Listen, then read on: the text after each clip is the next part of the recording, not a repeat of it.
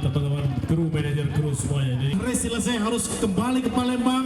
Berada di posisi start pertama setelah unggul di fase kualifikasi MUBA Internasional Supermoto 2019 yang digelar di sirkuit Skyline Musi Banyuasin, Sumatera Selatan Minggu, pembalap Inggris Lewis Cornish harus tercecer saat start. Ia terlambat memacu motornya ketika bendera start dikibarkan.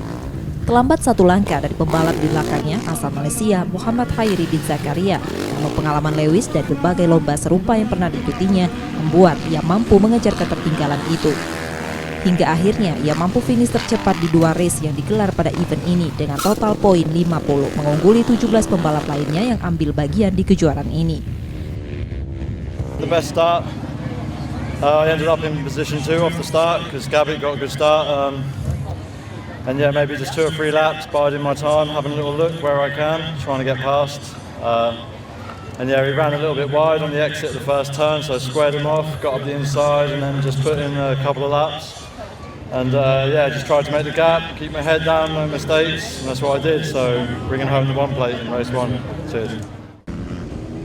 Dari hasil yang dicapai peserta, Bupati Musi Banyuasin Dodi Reza Alex mengaku makin bersemangat akan mengagendakan kejuaraan serupa tahun depan.